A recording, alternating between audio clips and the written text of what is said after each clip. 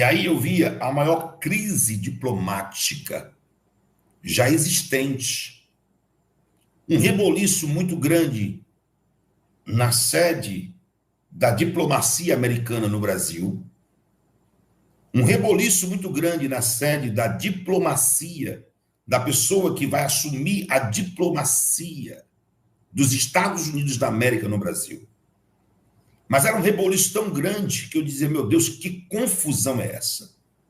E o Senhor dizia, neste sonho,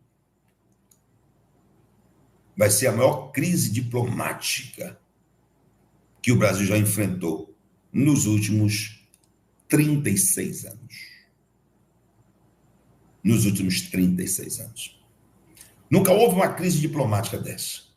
Depois que ele vinha, ele também fixava, eram duas fixações, lá na Venezuela. Fixava. Ele fixava na Venezuela e ele dava um veredito lá para a Venezuela, nesse sonho que eu tive, para Nicolás Maduro, não é isso, o presidente da Venezuela? Para que Nicolás Maduro deixasse a presidência da República lá na Venezuela. E dava um período, eu vi nesse sonho, para que Nicolás Maduro deixasse a presidência da Venezuela. E eu via o candidato que foi aclamado e aceito até pelos Estados Unidos como presidente eleito da Venezuela. Como é o nome dele? Aquele senhor que foi, várias nações reconheceram como ele eleito. Eu vi ele de mão dada com o presidente Trump. Ele andava de mão dada com o presidente Trump. E o presidente dizia assim, Edmundo Gonzalez, uma coisa assim. E Edmundo Gonzalez. E aí então Trump dizia assim, você é quem vai assumir a Venezuela. Há uma movimentação muito grande sobre aquele presidente que foi considerado eleito lá na Venezuela. Como é o nome dele? Raimundo Gonzalez, se não me salva a memória. E eu vi aquele homem em evidência nos jornais mundial. O nome dele é Raimundo Gonzalez, o que foi considerado eleito lá na Venezuela. O que foi Edmundo, né? Edmundo Gonzalez. Não é o Maduro. Alguns países, inclusive os Estados Unidos, principalmente, reconheceram como vencedores da eleição venezuelana o Edmundo Gonzalez. E ele estará nos 3 primeiros meses de 2025 em todos os jornais e telejornais, mundialmente falando. Edmundo Gonzalez estará em todos os jornais e telejornais mundialmente falando. Edmundo Gonzalez, o presidente eleito da Venezuela, chega à Argentina sob forte esquema de segurança, enquanto Nicolás Maduro, em um ato de desespero, colocou um preço de $100 mil por sua captura. Essa recompensa absurda escancara o pânico do ditador diante da iminente queda de seu regime. O tabuleiro geopolítico da América do Sul está em ebulição e cada movimento pode ser decisivo para mudar os rumos da história.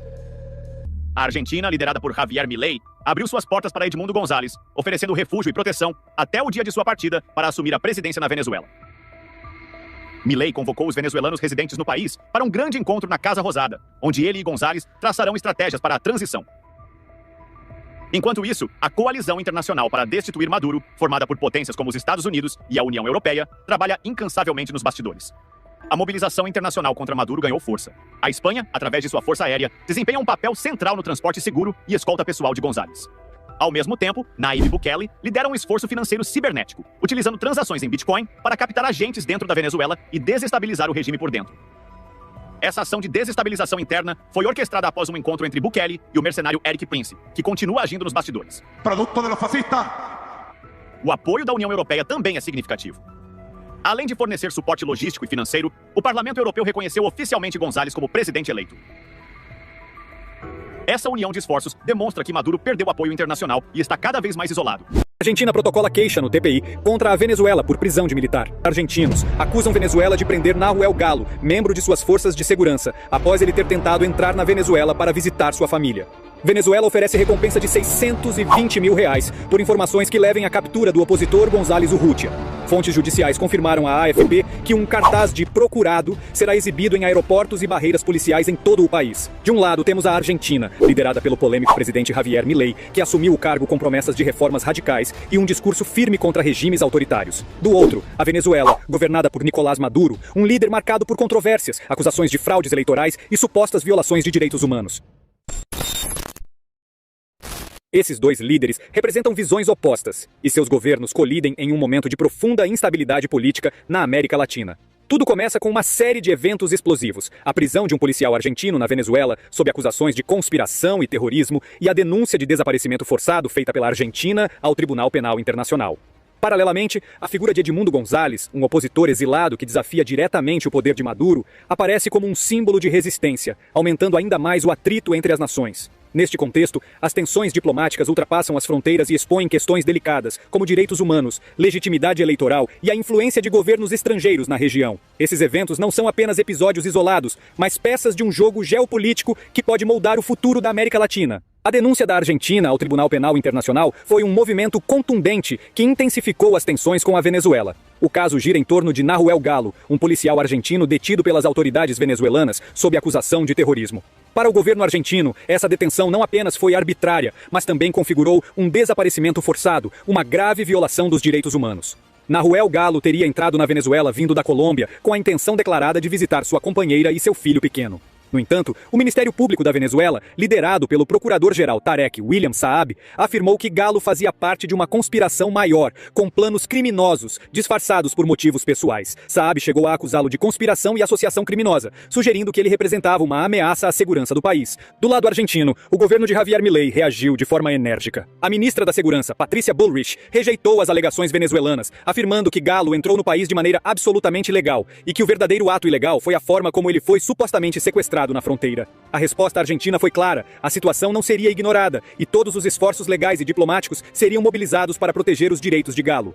Ao levar o caso ao Tribunal Penal Internacional, a Argentina destacou que a prisão de Galo não era um incidente isolado, mas parte de um padrão sistemático de crimes contra a humanidade praticados pelo regime de Nicolás Maduro.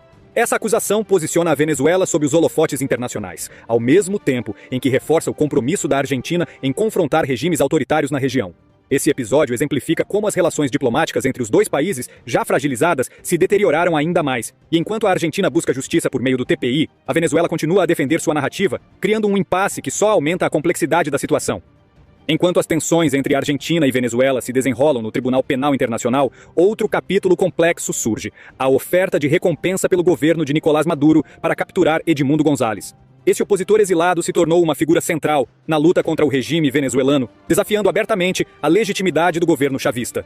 González, que afirma ter vencido as eleições presidenciais de julho de 2024, exilou-se na Espanha após temer por sua segurança. O governo venezuelano, por sua vez, o acusa de crimes que incluem conspiração, instigação à desobediência de leis e usurpação de funções. Em resposta, as autoridades chavistas emitiram um mandado de prisão e anunciaram uma recompensa de $100 mil para qualquer pessoa que forneça informações que levem à sua captura. Cartazes com sua foto foram espalhados em aeroportos, barreiras policiais e redes sociais, reforçando a caçada ao opositor. Apesar da perseguição, González mantém uma postura desafiadora. Ele anunciou planos de retornar à Venezuela para reivindicar a posse presidencial, marcada para 10 de janeiro. Antes disso, González iniciou uma série de visitas diplomáticas pela América Latina, começando pela Argentina, onde se encontrou com o presidente Javier Milei. Este encontro simbolizou a aliança de duas figuras que compartilham uma postura firme contra o regime de Maduro. A recompensa oferecida por González também revela as prioridades do governo venezuelano: silenciar uma voz dissidente que ameaça a estabilidade do regime. Contudo, para seus apoiadores, González é mais do que um opositor. Ele é um símbolo de resistência em um país marcado por denúncias de violações de direitos humanos, manipulação eleitoral e repressão política. Essa escalada de ações contra González reflete a estratégia de Maduro de consolidar o poder enquanto neutraliza qualquer ameaça potencial.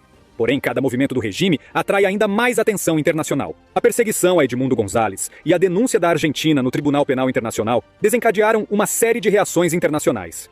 Países da América Latina, organizações de direitos humanos e potências mundiais se posicionaram diante da escalada de tensões envolvendo a Venezuela e seu regime.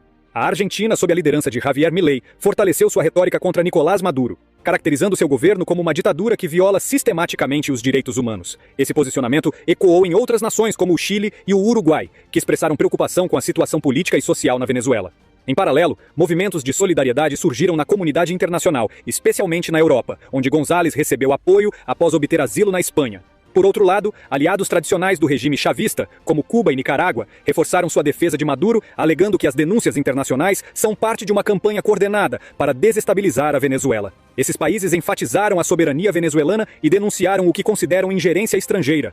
Os Estados Unidos também se manifestaram, reiterando seu apoio à oposição venezuelana e condenando as ações do regime de Maduro contra González e outros líderes dissidentes. Washington aumentou a pressão diplomática e intensificou sanções econômicas, buscando isolar ainda mais o governo chavista. Além disso, organizações como a Human Rights Watch e a Anistia Internacional aproveitaram o momento para renovar suas críticas ao governo venezuelano, destacando os padrões de repressão política e as violações documentadas de direitos humanos. Essas entidades também pediram investigações mais aprofundadas pelo Tribunal Penal Internacional sobre as acusações contra Maduro e seus aliados. Enquanto isso, a polarização na América Latina parece se aprofundar. Governos progressistas e conservadores se posicionam em lados opostos, dificultando a construção de um consenso regional sobre como lidar com a crise venezuelana. Essa divisão não só afeta a estabilidade política da região, mas também a capacidade de responder coletivamente a desafios maiores, como migração, economia e segurança.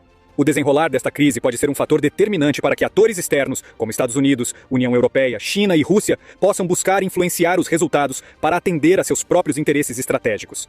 A história que está sendo escrita hoje na Venezuela terá repercussões duradouras, e a forma como os eventos se desenrolam definirá não apenas o futuro do país, mas também o equilíbrio de poder na América Latina.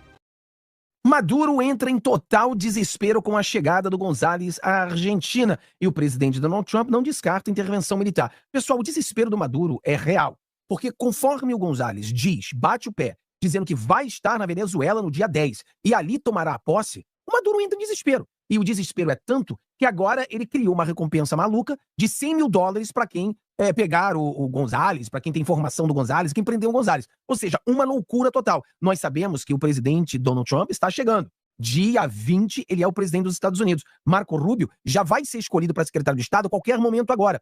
Ontem, no dia 3, nos Estados Unidos, já foi escolhido o presidente da Câmara, parabéns, não parou nada. Já começaram a escolher os, entre aspas, ministros do presidente Donald Trump. Ou seja, o time já está sendo feito e o Maduro agora tem essa reação, porque o González, ele tá com a União Europeia, o González está com os Estados Unidos, o González agora já está junto com o Bukele, agora está com o Milei, ou seja, tudo preparando para esse dia 10, aonde o González disse que tomará posse na Venezuela.